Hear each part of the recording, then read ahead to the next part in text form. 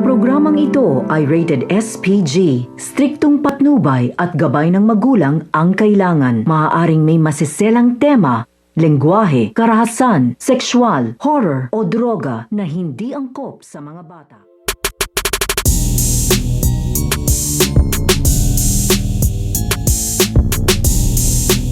Ang sabay na pagtakas nito nga si Mara at ito nga si Cardo Dalisay. Dahil ito nga si Cardo Dalisay at ito nga si Mara ay sasabayan na nga nila dito ang kanilang pagtakas habang nagkakagulo nga dito nga sa loob nga ng ospital dahil ito nga si Albert at ito nga si Lito ay muli nga nag-abot dito. Dahil ito nga si Lito ay gusto na nga na ditong paslangin ito nga si Cardo Dalisay pero hindi nga dito pumapayag ito nga si Albert. Dahil ang utos nga dito at kabilin-bilinan nito nga ni Madam Lily nakakailanganin nga daw nila dito na buhay nga daw ito nga daw si Cardo. Kaya hindi nga daw pwede dito ang kanyang binabalak na pagpaslang nga daw dito nga daw kay Cardo. At dahil nga sa nagkakainitan na nga dito ito nga si Dito at ito nga si Albert ay mauuwi na nga ito sa matinding bakbakan at gulo nga dito nga sa loob nga ng ospital.